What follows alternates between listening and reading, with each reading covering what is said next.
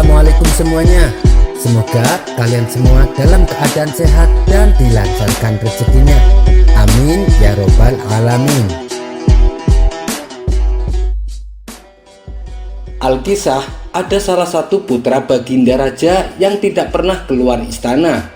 Kehidupannya yang serba mewah dan bersih membuatnya tidak tahu bagaimana keadaan rakyat yang sebenarnya. Ia bahkan tidak pernah melihat apa yang dinamakan tempat kotor.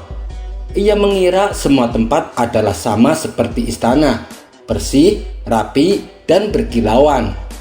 Dengan kondisi yang demikian, kemanapun sang pangeran berjalan, ia tak pernah mengenakan alas kaki. Hingga pada suatu ketika, setelah ia beranjak dewasa, ia meminta kepada Baginda Raja untuk berjalan-jalan keluar istana. Mendengar permintaan tersebut, tentu saja Baginda Raja tidak bisa melarangnya, sebab dia adalah anak yang paling disayangi. Apapun yang diinginkan pasti dipenuhi oleh Baginda Raja. Maka pergilah sang pangeran dengan didampingi beberapa pengawal istana. Ia berjalan keliling menyusuri jalanan kota tanpa mengenakan sepatu, seperti kebiasaannya ketika tinggal di dalam istana. Akan tetapi, baru beberapa meter berjalan, kakinya terluka karena terantuk batu. Sambil menahan rasa sakit, ia berkata dalam hati, "Ternyata jalan-jalan di negeriku ini jelek sekali. Aku harus memperbaikinya." Ia pun lalu memutuskan kembali pulang ke istana. Kemudian ia mengadukan kepada ayahnya tentang kejadian yang barusan dialami. "Wahai ayah, jalan-jalan di kota ini sangat jelek. Kakiku sampai terluka karenanya," kata sang pangeran.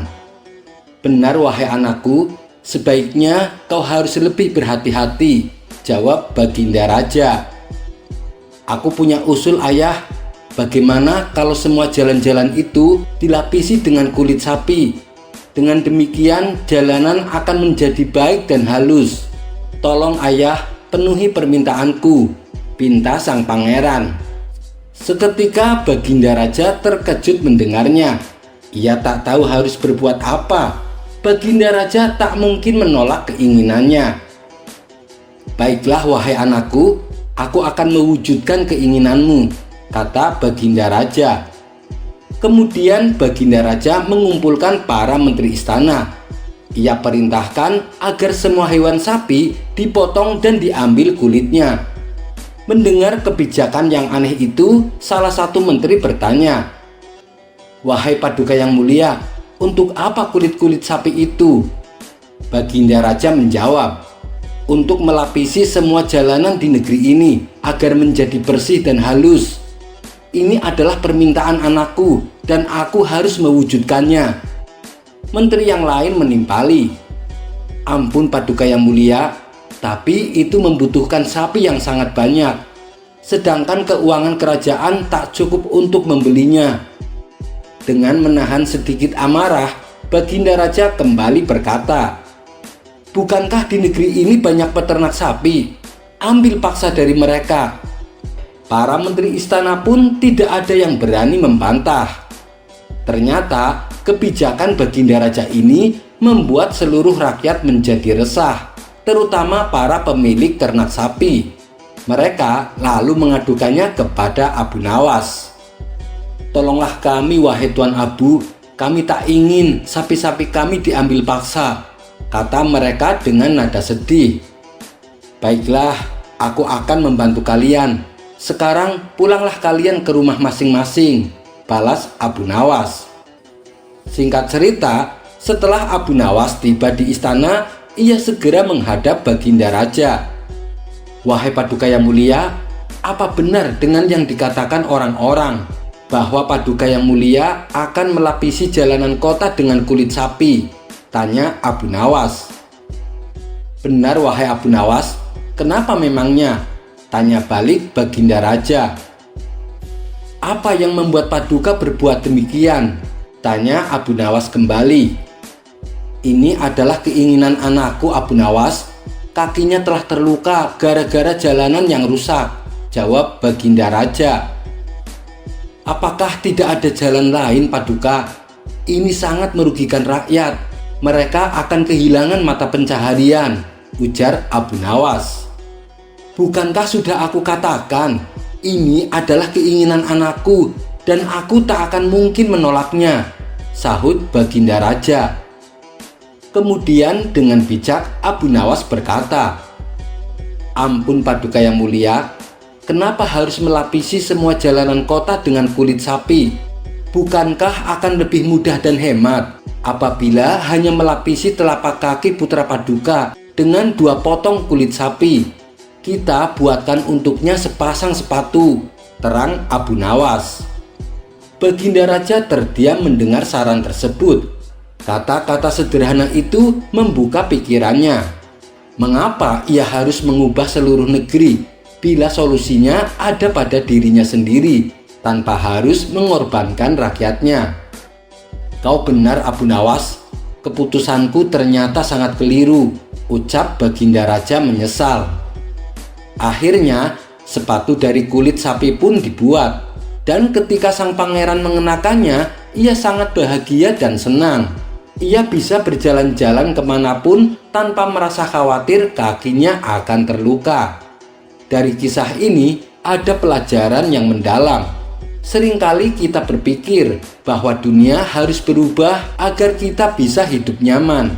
Kita ingin mengendalikan sesuatu, menghindari kesulitan, bahkan menyesali takdir ketika sesuatu tak berjalan sesuai keinginan.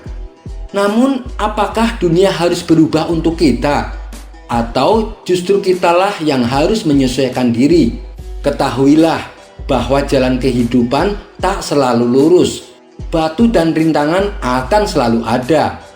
Tapi kita punya pilihan.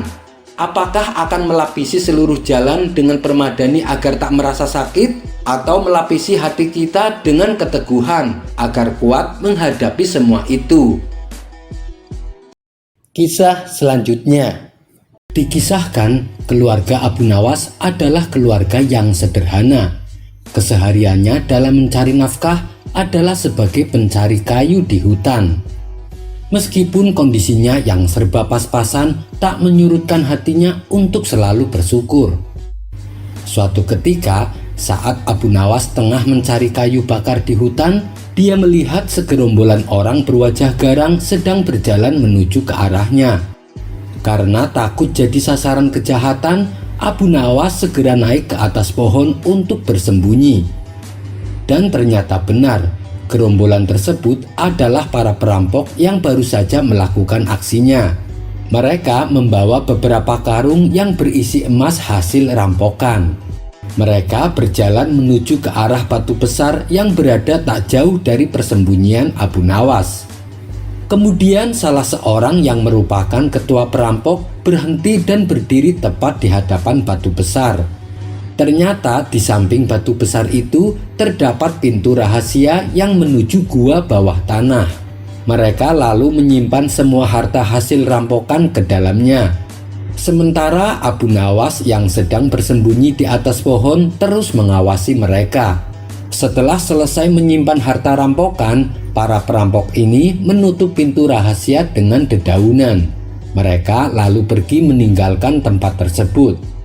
Ketika situasi benar-benar aman, barulah Abu Nawas turun dari pohon. Kemudian ia berjalan menuju batu besar. Sesampainya di sana, nampaklah pintu rahasia yang hampir samar karena ditutupi oleh dedaunan. Abu Nawas segera membukanya dan memasuki gua bawah tanah itu.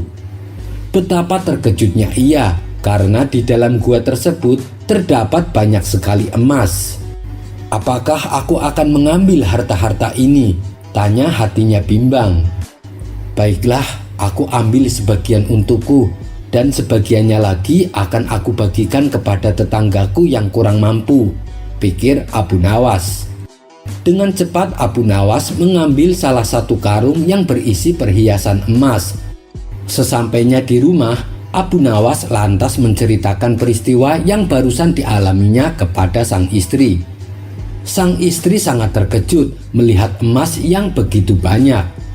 Dia pun memberikan usul kepada Abu Nawas supaya membagikan sebagian uang emas kepada para tetangga yang hidupnya serba kekurangan. Tentu saja Abu Nawas sangat senang dengan sikap sang istri yang tidak tamak, sebab dia sendiri telah punya rencana yang sama. Namun untuk menghitung uang emas yang telah didapatkan, Abu Nawas menjadi bingung karena uang emasnya begitu banyak sekali. Padahal ia ingin membaginya secara rata kepada para tetangganya yang miskin. Akhirnya ia berinisiatif pinjam timbangan kepada Abu Jahil selaku tetangga dekatnya. "Untuk apa pinjam timbangan? Memangnya kamu punya harta?" tanya Abu Jahil meledek. Abu Nawas hanya terdiam. Ia sengaja menutupi rahasia mengenai temuan emasnya agar tidak ada seorang pun yang tahu. Hal ini justru membuat Abu Jahil penasaran. Ia ingin tahu harta apa yang dimiliki Abu Nawas. Diam-diam sebelum Abu Jahil meminjamkannya, ia mengolesi timbangannya dengan minyak yang lengket. Beberapa hari kemudian, Abu Nawas kembali mendatangi Abu Jahil untuk mengembalikan timbangannya. Setelah Abu Nawas pergi, Abu Jahil langsung memeriksa timbangannya. Bukan main kagetnya Abu Jahil. Ia mendapati ada koin emas yang menempel di timbangan miliknya. Jadi Abu Nawas punya banyak emas, sampai-sampai dia menghitungnya memakai timbangan, gumam Abu Jahil. Dari situlah muncul rencana jahat di benak Abu Jahil. Ia pun bergegas menuju rumah Abu Nawas. Sesampainya di rumah Abu Nawas, Abu Jahil bertambah kaget sebab ia melihat banyak sekali koin uang emas. "Hai Abu Nawas, dari mana kau dapatkan emas sebanyak ini? Cepat beritahu aku. Kalau kau menolak, aku akan menyebarkan rahasia ini ke semua orang," ancam Abu Jahil. Dengan terpaksa Abu Nawas memberitahu di mana ia mendapatkan emas-emas tersebut. Tanpa menunggu lama, Abu Jahil langsung mendatangi gua bawah tanah. Ia membuka pintu rahasia dan memasukinya. "Luar biasa, emasnya banyak sekali," teriak Abu Jahil kegirangan. Karena sifat tamaknya ini, Abu Jahil berniat membawa semua emas-emas itu. Tapi naasnya, saat ia tengah asik memasukkan emas ke dalam karung, tiba-tiba gerombolan perampok datang memerkokinya. Akibatnya, Abu Jahil dihajar habis-habisan sampai jatuh pingsan. Ia pun lalu dibuang ke tengah hutan. "Pasti ada orang lain yang berhasil mengambil emas, soalnya karungnya kurang satu," kata ketua perampok. Dia pun perintahkan kepada seluruh anak buahnya untuk menyelidiki siapa orangnya yang tahu tempat rahasia penyimpanan emas. Para perampok ini lalu menyebar ke setiap desa yang berada di sekitar hutan. Mereka lalu menanyai warga setempat. "Apakah Tuan mendengar ada orang-orang yang tiba-tiba kaya mendadak?" tanya salah satu perampok. "Iya, ada, namanya Abu Nawas," jawab salah satu warga. "Bisakah kau tunjukkan di mana rumahnya? Nanti saya akan memberimu bayaran," ujar si perampok. Para perampok pun lalu diantar sampai di depan rumahnya Abu Nawas. "Ini dia rumahnya," kata warga tersebut. "Terima kasih, ini bayaran untukmu. Silahkan pulang," balas si perampok. Kemudian salah satu anak buah perampok bertanya kepada pimpinannya, "Bagaimana Tuan? Apakah kita langsung saja bunuh dia?" "Jangan sekarang, ini masih sore. Nanti malam kita datang lagi ke sini, lalu kita bunuh dia dan keluarganya," jawab ketua perampok. Ternyata pembicaraan mereka terdengar oleh Hamid, salah satu tetangga Abu Nawas. Setelah para perampok pergi, Hamid segera menemui Abu Nawas. "Hai Abu Nawas, nyawamu dalam bahaya. Nanti malam para perampok akan mendatangi rumahmu. Mereka berniat untuk membunuhmu." Sontak Abu Nawas terkejut dan menjadi ketakutan. "Berapa jumlah mereka?" tanya Abu Nawas. "Sekitar 20 orang Abu Nawas. jawab Hamid. Sesaat Abu Nawas terdiam. Ia mencari ide supaya bisa selamat. Baiklah Hamid, demi keamanan istri dan anak-anakku, untuk malam ini izinkan mereka menginap di rumahmu, dan aku butuh bantuanmu untuk menghadapi mereka. Sebagai imbalannya, aku akan memberimu separuh dari emas-emasku, kata Abu Nawas. Hamid pun menyetujuinya. Saat itu juga istri dan anak-anak Abu Nawas diantar menuju ke rumahnya. Setelah waktu menjelang malam, ketua perampok bertamu ke rumah Abu Nawas dengan menyamar sebagai saudagar minyak. Ia datang mengendarai gerobak yang berisi muatan 20 tong besar. Awalnya Abu Nawas tidak menyadari bahwa tamunya adalah ketua perampok. "Tuan, bolehkah saya numpang menginap di sini?" tanya si perampok. "Oh, silahkan. Tuan dari mana dan apa yang ada dalam tong itu?" tanya Abu Nawas sambil menunjuk tong yang ada di gerobak. "Saya ini adalah saudagar minyak, Tuan. Tong-tong tersebut berisi minyak dagangan saya," jawab ketua perampok. Ia pun lalu diizinkan masuk dan dijamu berbagai macam hidangan. Abu Nawas juga mengizinkan 20 tong yang ada di gerobak ditaruh di belakang rumahnya. Tidak berapa lama, datanglah Hamid ke rumah Abu Nawas. Melihat di rumahnya ada tamu, Hamid pun langsung mengenali bahwa tamu tersebut adalah ketua perampok. "Hai Abu Nawas, kemarilah. Dia itu perampok yang aku ceritakan," bisik Hamid. "Sialan, hampir saja aku tertipu olehnya," ucap Abu Nawas. Tapi untuk menutupi kecurigaannya, Abu Nawas masih tetap berpura-pura melayaninya dengan ramah. "Hamid, selagi aku melayani dia, tolong periksa apa isi tong-tong yang dibawanya," perintah Abu Nawas. Hamid pun segera pergi ke belakang rumah dan mulai memeriksanya. Saat tongnya diketuk satu persatu, terdengar suara dari dalam. "Siap Tuan, kami menunggu perintah Tuan untuk keluar." Para anak buah perampok mengira yang mengetuk adalah ketuanya. Disitulah Hamid baru tahu, ternyata ke-20 tong tersebut berisi anak buah perampok yang sedang bersembunyi. Kemudian Hamid langsung memberitahukannya kepada Abu Nawas. Mengetahui hal itu, Abu Nawas menyuruh Hamid untuk memanaskan minyak sebanyak mungkin. Setelah minyaknya panas mendidih, Abu Nawas dan Hamid menuangkannya ke dalam tong satu persatu. Akibatnya, semua anak buah perampok menderita kepanasan dengan kulit terkelupas, hingga akhirnya mereka pun meninggal. Abu Nawas lalu kembali menemui ketua perampok yang masih duduk di ruang tamu. "Bagaimana Tuan? Apakah makanannya enak?" tanya Abu Nawas. "Waduh, enak sekali Tuan. Terima kasih atas jamuannya," jawab ketua perampok. "Baiklah, saya mau istirahat dulu. Silahkan Tuan tidur di sini," balas Abu Nawas. "Tapi bagaimana dengan tong-tong barang dagangan saya? Apakah aman? Saya takut akan dicuri maling," ujar ketua perampok berpura-pura. "Jangan khawatir Tuan, di belakang rumah saya ada jin penghuninya. Dia akan marah bila ada yang akan berbuat jahat," timpal Abu Nawas.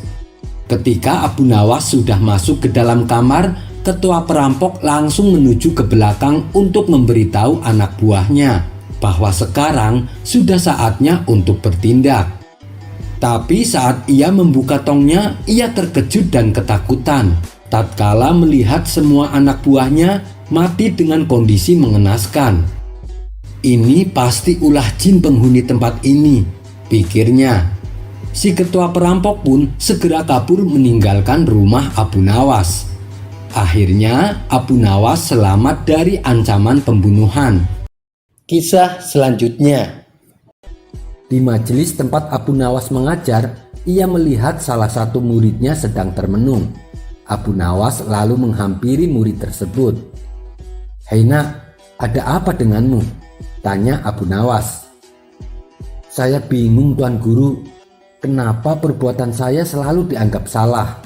Jawab muridnya. "Memangnya apa yang telah kamu lakukan?" tanya Abu Nawas kembali. "Saya hanya ingin berbuat baik, tapi selalu saja ada orang yang menyalahkan saya," jawab muridnya itu kembali. Abu Nawas hanya tersenyum mendengar penuturan muridnya. Ia pun kemudian berkata, "Mari ikut denganku," ajak Abu Nawas kepada muridnya. Abu Nawas mengajak muridnya berkeliling kampung dengan membawa seekor keledai. "Naiklah kamu ke atas punggung keledai, biar saya yang berjalan untuk menuntunnya," ucap Abu Nawas. Belum juga lama berjalan, mereka berdua berpapasan dengan beberapa orang. Salah satu dari mereka mencibir dengan mengatakan, "Hei kawan-kawan, lihatlah anak itu. Dia enak-enakan naik keledai, sedangkan gurunya dibiarkan berjalan kaki. Sungguh anak yang tidak punya sopan santun." Mendengar hal itu, muridnya Abu Nawas segera turun dari keledainya. Ia meminta agar gurunya saja yang menaiki keledai. Abu Nawas pun menuruti permintaan muridnya itu. Tidak berapa lama kemudian, Abu Nawas dan muridnya kembali bertemu dengan beberapa orang yang berbeda. Salah satu dari mereka juga ada yang mencibir, "Hei kawan-kawan, lihat Abu Nawas. Dia enak-enakan naik keledai, sedangkan muridnya yang masih kecil dibiarkannya berjalan kaki. Sungguh orang tua yang tidak punya belas kasihan." Abu Nawas hanya tersenyum sembari menatap muridnya. Muridnya yang merasa tidak enak hati kemudian berkata, "Tuan Guru, bagaimana kalau kita berdua naik di atas punggung keledai?" Abu Nawas kembali menuruti permintaan muridnya.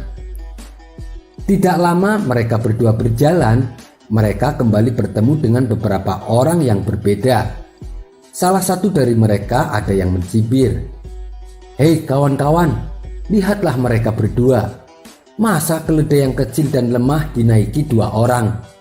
Mereka telah berbuat zalim kepada binatang." Mendengar hal itu, Abu Nawas menatap muridnya. Si murid tampak merasa bersalah. "Tuan Guru, lebih baik kita tuntun saja keledainya.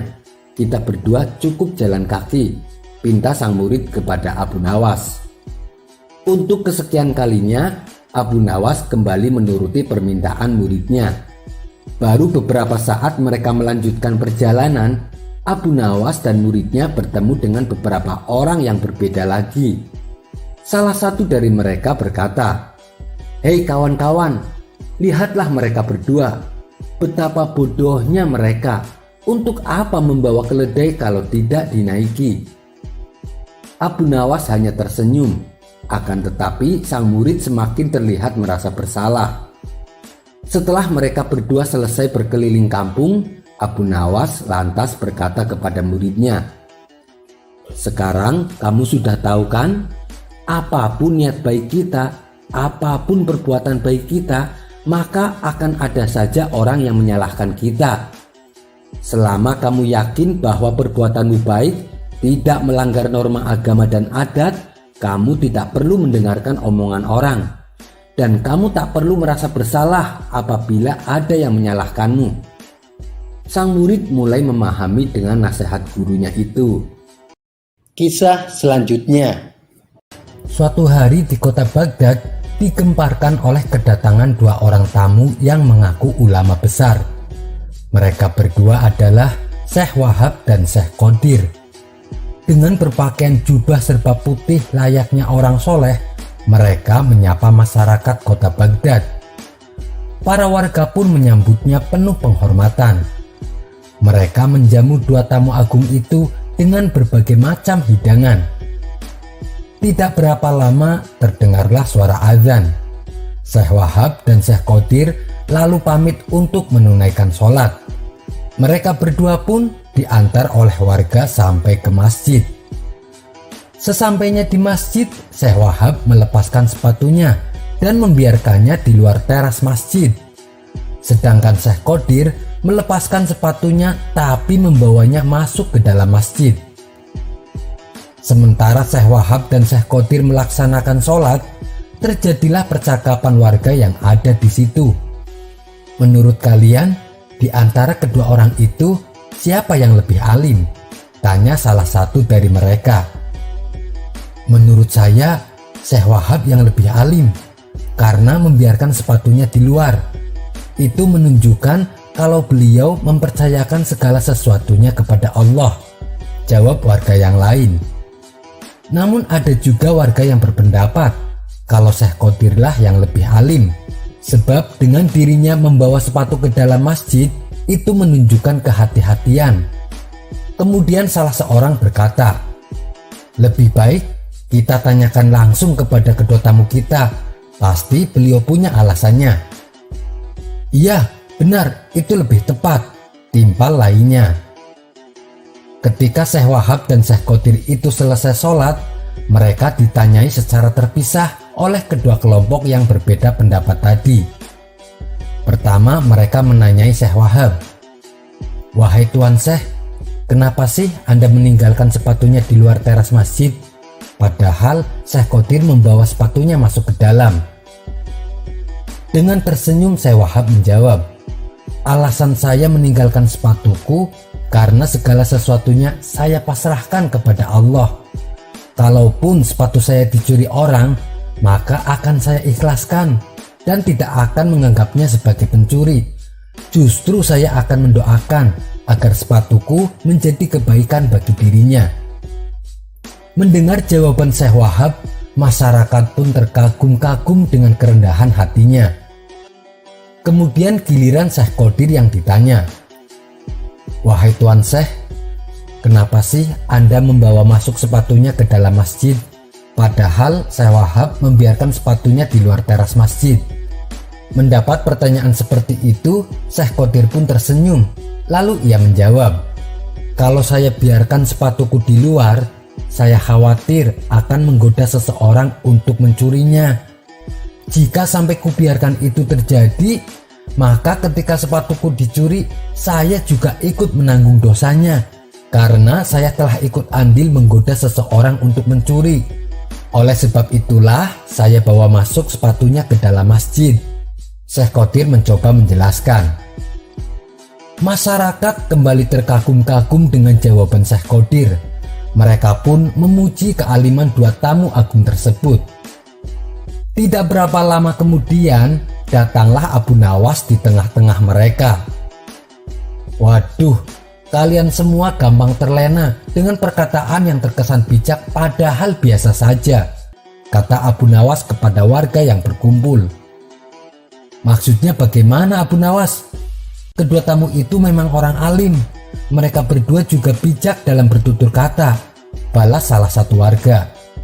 Abu Nawas lalu menjelaskan, coba kalian perhatikan, antara sepatu yang dipakai Syekh Wahab dan Syekh Qadir, keduanya berbeda. Syekh Wahab membiarkan sepatunya di luar karena memang sepatunya sudah butut.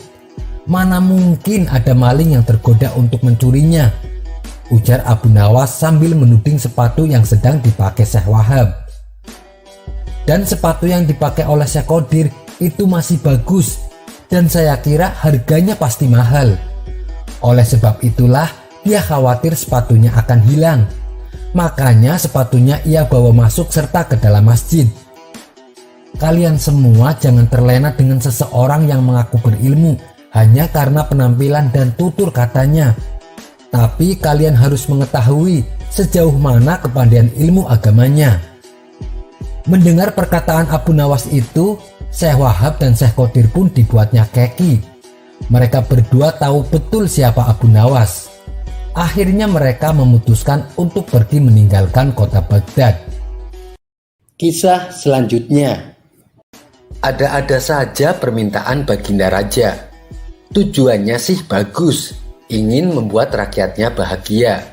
Tapi kalau caranya tidak masuk akal, tentu hal ini akan membuat pusing orang yang disuruhnya. Siapa lagi kalau bukan Abu Nawas? Suatu hari, sang raja mengadakan sayembara menangkap matahari. Hal ini didasari oleh keluhan masyarakatnya yang merasakan betapa panas teriknya matahari kala itu. Hingga memasuki waktu yang ditentukan, tak ada seorang pun yang menyatakan kesanggupannya menangkap matahari. Sang raja pun lalu langsung menunjuk si cerdik Abu Nawas untuk menangani hal ini. "Cepat, panggil Abu Nawas kemari. Ada tugas penting yang harus dia lakukan," perintah Baginda Raja kepada beberapa pengawalnya. Singkat cerita, datanglah Abu Nawas menghadap Baginda Raja. "Ampun Paduka yang mulia, ada gerangan apa Paduka memanggil hamba?" tanya Abu Nawas. "Begini Abu Nawas, beberapa hari ini saya mendapatkan banyak pengaduan dari rakyatku," jawab Baginda Raja. "Kalau boleh tahu, apa pengaduan mereka Paduka yang mulia? Barangkali hamba bisa membantu Paduka," balas Abu Nawas. "Akhir-akhir ini mereka mengeluh dengan panasnya terik matahari. Katanya panasnya kali ini tidak seperti biasanya. Hal inilah yang membuat mereka tidak kuat berlama-lama bekerja di ladang," tutur Baginda Raja. "Lalu menurut Paduka sendiri apa solusinya?" tanya Abu Nawas. "Saya ada ide. Bagaimana kalau matahari ditangkap saja Abu Nawas? Dan orang yang pantas untuk melakukan pekerjaan itu adalah kamu," ujar Baginda Raja. Mendengar perintah Baginda Raja, Abu Nawas langsung tertunduk lemas. "Apa tidak ada cara lain Paduka? Misalnya mereka diliburkan dulu bekerja di ladang," kata Abu Nawas mengusulkan. "Tidak bisa Abu Nawas. Kalau mereka libur berladang, lalu mereka mau makan apa? Jalan satu-satunya matahari harus ditangkap," balas Baginda Raja. Abu Nawas hanya terdiam. Dalam hati ia berkata, "Bagaimana mungkin matahari bisa ditangkap? Pekerjaan yang mustahil dilakukan." Namun karena ini adalah titah Baginda Raja, mau tidak mau Abu Nawas harus menerimanya. "Sekarang kamu pulang dulu Abu Nawas, dan besok kamu harus kembali ke sini untuk menangkap matahari. Kalau kamu tidak bisa melakukannya, kamu akan menerima hukuman," titah Baginda Raja. Setibanya di rumah, Abu Nawas terus memikirkan cara supaya ia bisa lepas dari hukuman. Ia terus memutar otaknya hingga tengah malam. "Lebih baik aku sholat isya dulu, nanti aku malah ketiduran," pikir Abu Nawas. Ia pun lalu menuju kolam untuk mengambil air wudhu. Saat ia hendak mengambil air, bayangan dirinya ada dalam air tersebut. Disitulah akhirnya Abu Nawas mendapatkan ide. "Aku menemukan jalan keluarnya," ucap Abu Nawas kegirangan. Esok paginya dengan wajah ceria Abu Nawas pergi ke istana menghadap Baginda Raja. "Hei Abu Nawas, apakah kamu sudah siap menangkap matahari?" tanya Baginda Raja. "Saya sudah siap Paduka, tapi saya minta disediakan peralatan untuk menangkapnya," jawab Abu Nawas. "Apa yang kau butuhkan? Katakan padaku," balas Baginda Raja. "Saya minta ember yang berisi air dan juga kantong besar yang tidak bocor," pinta Abu Nawas. Setelah peralatan dipersiapkan, Abu Nawas mengajak salah satu menteri ke tengah lapangan. "Kamu lihatkan matahari itu?" kata Abu Nawas sambil menunjuk bayangan matahari yang berada di dalam ember berisi air. "Sekarang akan aku masukkan ke dalam kantong ini," ucap Abu Nawas sambil memasukkan air yang berada di dalam ember. Sang menteri lantas menghadap pada sang raja untuk mengkonfirmasi kebenaran pekerjaan yang sudah dilakukan Abu Nawas. Sang raja tentu belum percaya, sebab panas matahari masih terasa menyengat. "Baiklah, sekarang perintahkan pada Abu Nawas untuk membungkus matahari itu dan bawakan padaku," titah Baginda Raja pada menteri yang menghadapnya. Abu Nawas lalu menghampiri Baginda Raja dengan membawa kantong berisi air. "Paduka yang mulia, mataharinya sudah aku bungkus dalam kantong ini," tutur Abu Nawas. "Hei Abu Nawas, coba kamu lihat keluar. Mataharinya masih ada, dan aku juga masih merasakan panasnya. Sangga Baginda Raja tak percaya. Benar yang mulia, tapi sesungguhnya itu matahari kedua, timpal Abu Nawas. Yang benar saja kamu, hanya ada satu matahari di dunia ini, sahut Baginda Raja. Paduka Raja memang benar. Jadi ketika matahari berhasil saya tangkap, dunia menjadi gelap gulita. Lalu Allah langsung menggantikannya dengan matahari yang baru, ujar Abu Nawas. Baginda Raja kemudian memastikan apakah isi kantong besar tersebut berisi matahari atau bukan. Ia pun membuka kantong tersebut. Ternyata isinya hanya air. Mana mataharinya, Abu Nawas? Kamu jangan mengerjai saya, hardik Baginda Raja. Paduka membukanya jangan di dalam ruangan, karena matahari paling tidak suka dengan ruangan tertutup. Pasti dia tidak akan menampakkan dirinya, jawab Abu Nawas beralasan. Maksudnya bagaimana Abu Nawas? Tanya Baginda Raja. Matahari hanya mau menampakkan dirinya kalau dia melihat ada saudaranya di atas, ujar Abu Nawas. Lalu Abu Nawas mengajak Baginda Raja ke tengah lapangan dengan membawa kantongnya yang berisi air. Nih, saya buka kantongnya Baginda. Tuh kan ada mataharinya, tutur Abu Nawas sambil menunjukkan kepada Baginda Raja. Baginda Raja hanya bisa geleng-geleng kepala dengan kecerdikan Abu Nawas. Kisah selanjutnya. Dikisahkan ada seorang raja yang mengaku sebagai Tuhan. Ia mempunyai tukang sihir yang dijadikannya sebagai penasehat istana. Seiring berjalannya waktu, si tukang sihir ini merasa dirinya sudah tua.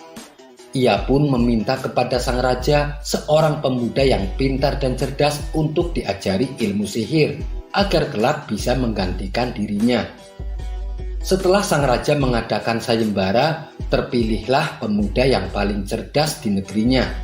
Sang raja kemudian mengirim pemuda tersebut kepada si tukang sihir. Setiap hari si pemuda giat mempelajari ilmu sihir yang diajarkan. Ia berangkat dari rumah saat pagi dan pulangnya setelah larut malam. Suatu ketika saat ia dalam perjalanan menuju rumah guru sihirnya, ia mendengar lantunan kitab Taurat yang sangat merdu dan indah. Karena penasaran, ia mencari asal-usul suara tersebut. Ternyata suara itu berasal dari sebuah kuil kecil milik seorang rahib. Si pemuda lantas menemui rahib yang sedang berada di dalam kuilnya. Apa yang kau ucapkan itu? Kalimatnya sungguh merdu dan indah, tanya si pemuda. Kalimat yang kau dengar adalah isi kitab Taurat ajaran Nabi Musa, jawab sang rahib. Si pemuda pun merasa tertarik dan berkeinginan untuk mempelajarinya.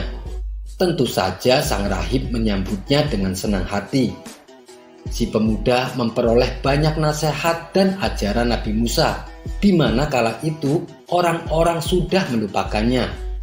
Maka sejak saat itu, setiap ia akan ke tempat guru sihirnya, si pemuda singgah terlebih dahulu ke tempat sang rahib. Begitu juga saat ia pulang, ia terlebih dahulu singgah di kuil sang rahib untuk mempelajari ajaran Nabi Musa. Akibatnya si pemuda selalu terlambat tiba di tempat guru sihirnya. Ia pun harus menerima hukuman berupa pukulan setiap hari. Kemudian si pemuda mengadukan hal itu kepada sang rahib. Sang rahib lalu menyarankan, bilang saja kepada guru sihirmu, engkau terlambat datang karena harus menyelesaikan pekerjaan rumah. Dan kalau kamu takut dimarahi keluargamu karena pulang terlambat, katakan kepada mereka, ada pekerjaan dari guru sihirmu.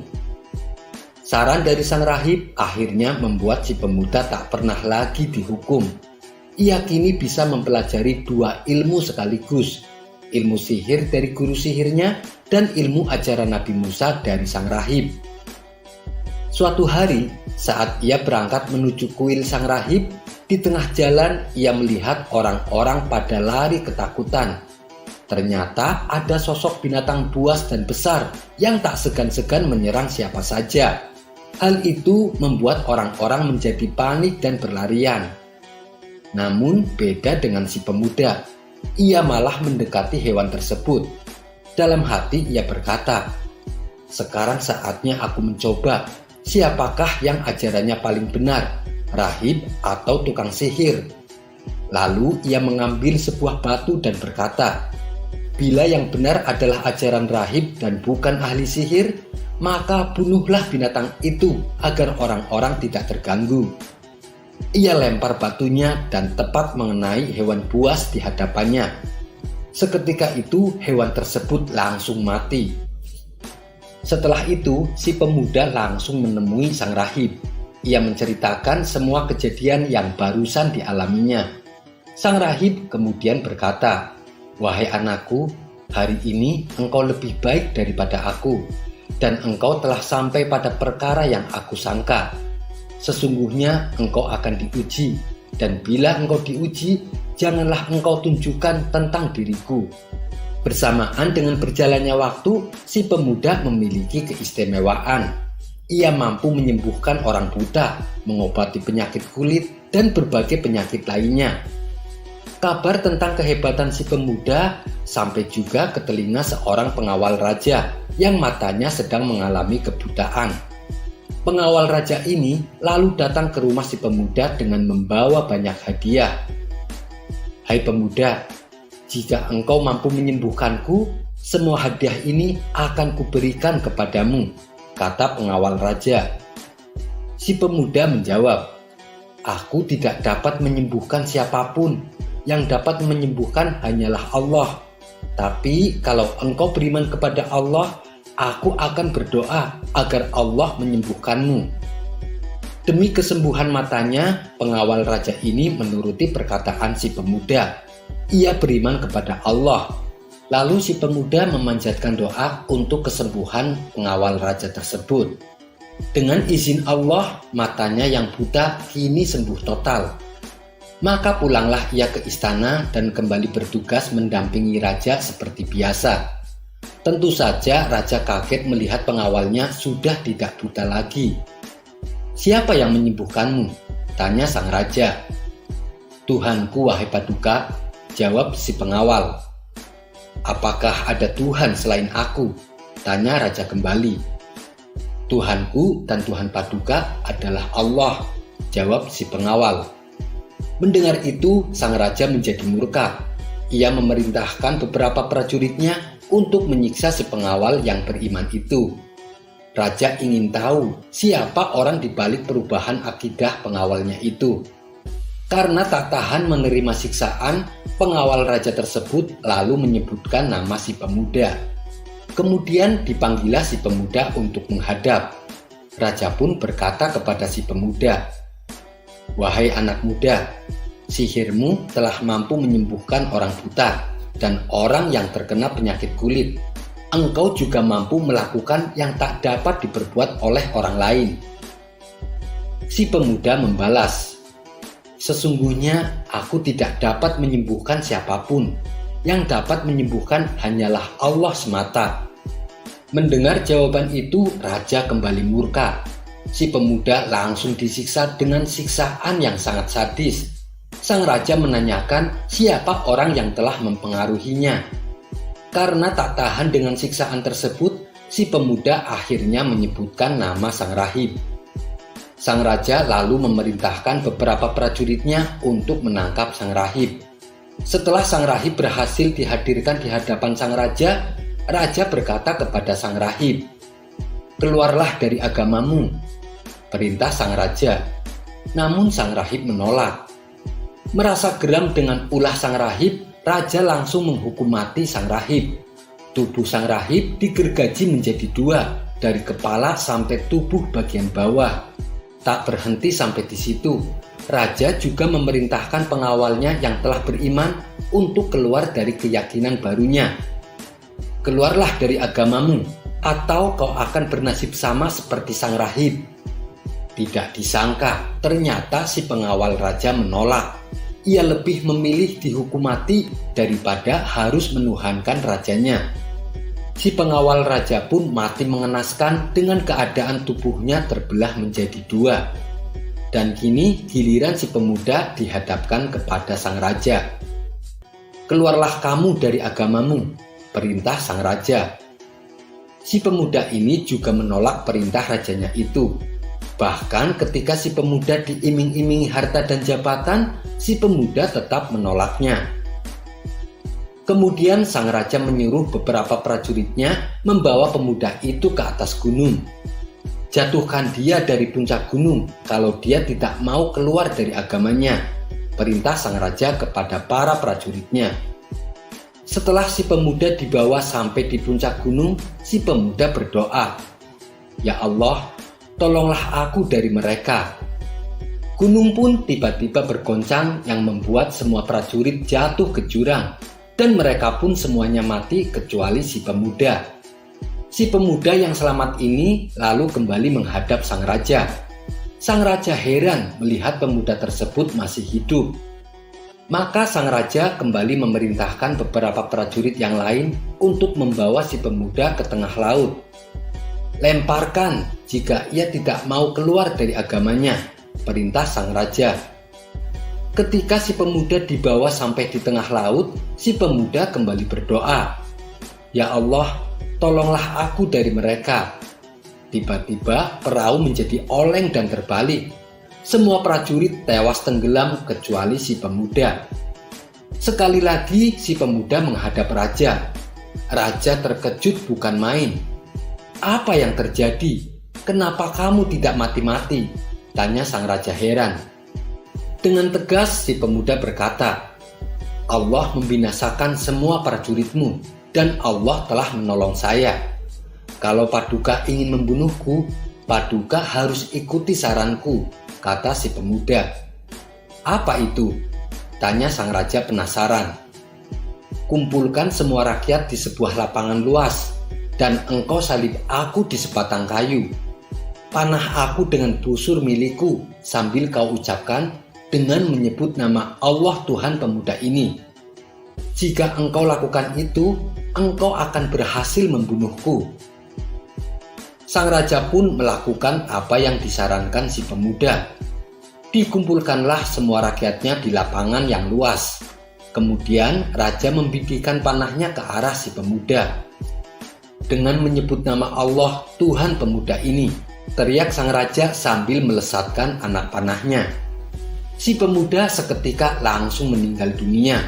Sang raja pun menjadi puas. Ia menganggap dirinya telah menang, sekaligus memberi pelajaran kepada rakyatnya. Siapa saja yang berani mempunyai Tuhan selain dirinya, maka nasibnya akan tragis seperti si pemuda. Namun yang terjadi malah sebaliknya. Semua rakyat yang menyaksikan itu justru mengimani Tuhannya si pemuda. "Kami beriman kepada Tuhannya pemuda ini," teriak rakyatnya. Sang raja kembali murka. Ia menyuruh para prajurit membuat parit, lalu mengisi parit itu dengan kobaran api besar yang menyala-nyala. Di hadapan rakyatnya sang raja berkata, "Bila kalian tidak menganggapku sebagai Tuhan, kalian akan saya masukkan ke dalam parit." Ternyata ancaman sang raja tidak membuat rakyatnya gentar. Mereka memilih masuk ke dalam parit dan mati terbakar. Sampai giliran seorang wanita yang sedang menyusui bayinya. Awalnya ia ragu untuk menceburkan diri ke dalam parit yang penuh dengan kobaran api. Namun tiba-tiba bayinya yang masih kecil berkata kepadanya, "Wahai ibu, sabarlah, lakukanlah, engkau berada dalam kebenaran." Akhirnya semua rakyatnya mati syahid mempertahankan agamanya. Kini tinggallah raja seorang diri bersama beberapa pengawalnya saja. Dia pun menjadi raja yang tanpa ada rakyatnya. Kisah ini terdapat dalam hadis yang diriwayatkan oleh Imam Muslim dan At-Tirmidzi dari Hadad bin Khalid, dari Hamad bin Salamah, dari Thabit, dari Abdurrahman bin Abi Layla, dari Suhaib, dari Rasulullah Shallallahu Alaihi Wasallam. Wallahu a'lam bishawab. Kisah selanjutnya. Kedekatan antara Baginda Raja dan Abu Nawas terbilang cukup akrab. Bisa dikatakan mereka berdua sejatinya adalah sahabat. Hal itu dikarenakan kepintaran Abu Nawas yang sering memberi solusi ketika Baginda Raja mendapat segala macam masalah kenegaraan. Namun namanya juga manusia. Di saat ada seorang warga biasa berhubungan akrab dengan rajanya, pasti ada yang tidak suka. Hal ini terbukti terjadi pada diri Abu Nawas. Atas dasar kedekatannya dengan Baginda Raja, tak sedikit yang membenci dan menaruh dendam kepada Abu Nawas. Salah satunya adalah seseorang yang kita sebut saja Fulan. Kisah ini bermula ketika suatu hari si Fulan datang ke istana kerajaan. Ia bermaksud menceritakan sebuah kejadian yang baru saja ia alami. "Mohon ampun Paduka yang mulia, hamba ingin melaporkan perbuatan buruk salah satu orang kepercayaan Baginda," kata si Fulan serius. "Wahai Fulan, siapa orang itu dan apa yang sudah ia perbuat?" tanya Baginda Raja.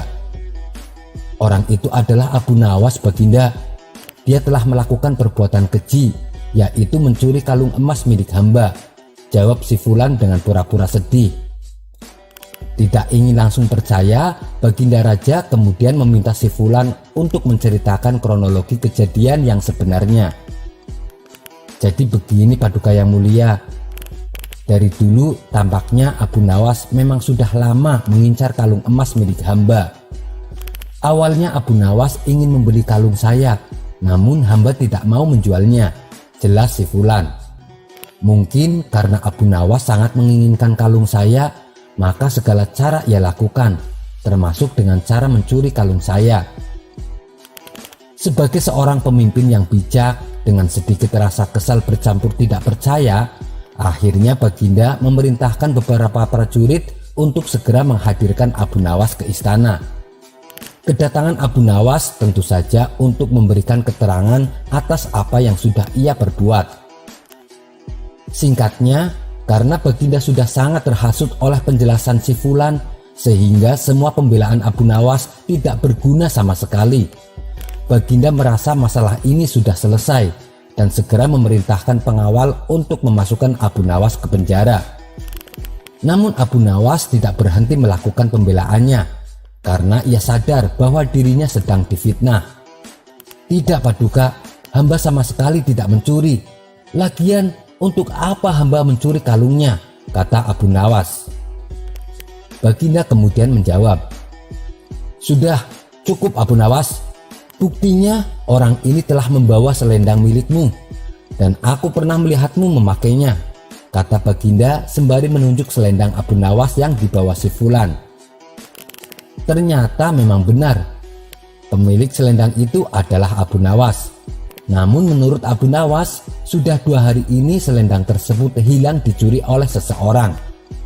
Abu Nawas berusaha terus memberikan pembelaan, akan tetapi usahanya itu sia-sia saja. Karena pada akhirnya ia tetap dijebloskan ke penjara. Ia pun bersiap-siap untuk menunggu hukuman mati karena terlalu banyak hasutan yang disampaikan si Fulan kepada Baginda Raja.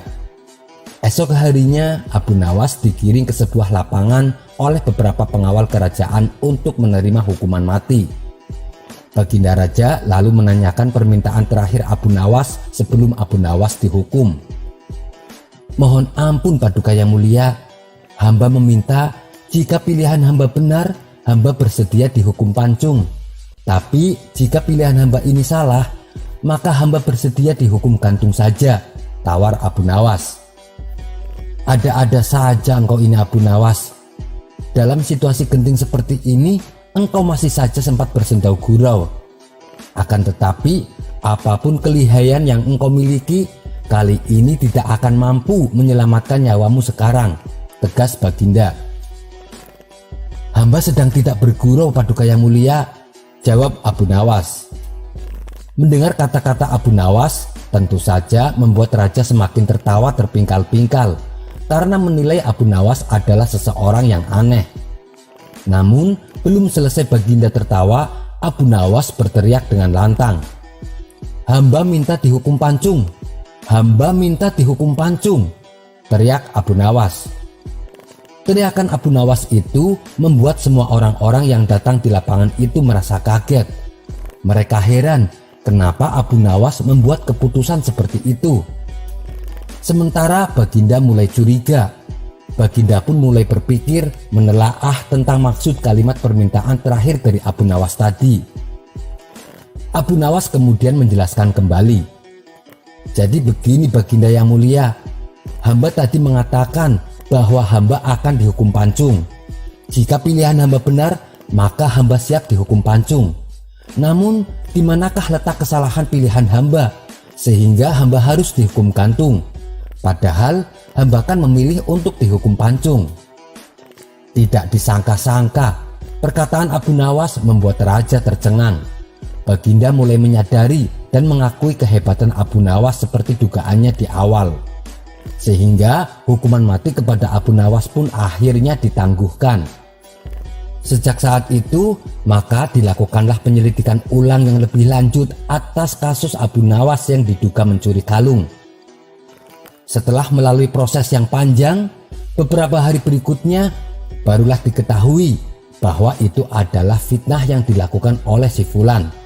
Maka para hakim memutuskan jika Abu Nawas telah difitnah oleh si Fulan. Abu Nawas kemudian dilepaskan dari penjara. Sedangkan si Fulan akhirnya mendekam di dalam penjara karena telah melakukan perbuatan fitnah kepada Abu Nawas. Kisah selanjutnya. Suatu ketika ada pemuda yang sedang mengalami masalah besar. Sudah berbulan-bulan masalah ini tidak kunjung selesai. Si pemuda lalu curhat kepada kawan-kawannya. Ia berharap mendapatkan jalan keluar atas musibah yang menimpanya. Namun tak satu pun masukan ataupun solusi dari temannya bisa membantu mengurai masalah yang menghimpit dirinya. Salah satu sahabat dekatnya menyarankan supaya minta nasihat kepada Abu Nawas. Esok harinya, si pemuda mendatangi rumah Abu Nawas. "Tuan, maukah Tuan membantuku? Saya mempunyai masalah besar yang sampai saat ini belum ada jalan keluarnya," tanya si pemuda kepada Abu Nawas. "Apa masalahmu? Coba ceritakan," sahut Abu Nawas. Si pemuda lalu menceritakan masalahnya. Berulang kali ia meneteskan air mata sambil sesenggukan di hadapan Abu Nawas. "Masalahmu begitu berat anak muda. Saran saya, perbanyak ibadah dan berdoa. Mintalah pertolongan kepada Allah. Dan sebagai bukti keseriusanmu, kau sebaiknya menyatakan sebuah nazar. Insya Allah, Allah akan membukakan jalan untukmu," tutur Abu Nawas. "Baiklah Tuan, saya akan bernazar. Bila masalah saya terpecahkan, saya akan menjual rumahku. Dan dari hasil penjualan tersebut, akan saya sedekahkan semuanya kepada fakir miskin," balas si pemuda. Hari demi hari berganti. Setelah si pemuda mengucapkan nazarnya, ia mengalami banyak peristiwa. Ia mendapatkan banyak saran-saran yang bisa membantunya menyusun sebuah tindakan dan solusi bagi permasalahannya. Akhirnya seiring berjalannya waktu, permasalahan yang dulu menghimpitnya kini telah sirna. Suatu malam, saat memasuki kamar sholatnya, ia melihat sebuah tasbih tergeletak di atas sajadah. Benda itu mengingatkannya pada malam yang pedih, di mana saat itu ia tenggelam dalam doa dan mengucapkan nazarnya. "Oh iya, aku harus melunasi nazarku. Kenapa aku begitu pelupa?" batin si pemuda. Sejak itu, ia ingin segera menunaikan nazarnya. Ia merasa itu sebuah janji kepada diri sendiri dan Tuhan yang harus ia penuhi. Ia tidak ingin mengkhianati janjinya sendiri. Ia tak mau menjadi orang yang munafik. Akan tetapi, ia punya masalah saat hendak menunaikan nazarnya. Ia merasa jika rumahnya ia jual dan uang hasil penjualan itu ia berikan seluruhnya kepada fakir miskin, alangkah sayangnya. Ia pun menyesal kenapa dulu terlalu bersemangat mengucapkan nazar. Seharusnya ia tidak bernazar menjual rumah. Seharusnya ia menazarkan barang lain yang lebih kecil harganya. Akan tetapi ia sudah kadung bernazar. Si pemuda berusaha memutar otak agar bisa mengurangi kerugian akibat nadarnya yang tak mungkin ditariknya kembali. Setelah beberapa lama, ia menemukan ide. Ia akan menjual rumahnya dengan harga 1 dinar. Itu harga yang sangat murah. Selain itu, ia juga akan menjual kucing yang menempati rumah tersebut dengan harga 10.000 dinar. Jadi, bagi siapa saja yang ingin membeli rumahnya, maka harus pula membeli kucing. Itu sudah paket yang tidak bisa dipisah. Tak lama setelah penjualan itu diumumkan, datanglah seorang pembeli yang tanpa menawar membeli paket jual tersebut. Sang pembeli menyerahkan uang sebesar 10.001 dinar. Sehari setelah jual beli dilakukan, si pemuda segera menunaikan nadarnya dengan membagikan uang 1 dinar sebagai hasil penjualan rumahnya kepada fakir miskin. Sementara itu, uang hasil penjualan kucing yang bernilai 10.000 dinar menjadi miliknya utuh dan ia simpan rapat-rapat. Di kemudian hari, uang 10.000 dinar tersebut ia belikan rumah lagi untuk ia tinggali. Suatu ketika, Abu Nawas mendatangi si pemuda. "Hai pemuda, sudahkah kau penuhi nadarmu?" tanya Abu Nawas. "Sudah tuan, uang hasil penjualan rumahku sudah aku sedekahkan semua kepada fakir miskin," jawab si pemuda. "Berapa yang kau sedekahkan?" tanya Abu Nawas kembali. "Semuanya tuan, jumlahnya 1 dinar. Karena saya menjual rumahku hanya seharga 1 dinar, balas si pemuda. "Kenapa bisa murah sekali?" tanya Abu Nawas heran. "Saya menjual sepaket dengan kucing yang mendiami rumah tersebut. Harga kucingnya adalah 1.000 dinar. Sedangkan uang hasil penjualan kucing saya gunakan untuk membeli rumah lagi," kata si pemuda menjelaskan. Mendengar itu, Abu Nawas hanya geleng-geleng kepala dan segera pergi meninggalkan si pemuda. Sekian dulu perjumpaan kita kali ini. Sampai bertemu lagi di kisah selanjutnya. Terima kasih yang sudah subscribe dan setia menonton channel ini. Wassalamualaikum warahmatullahi wabarakatuh.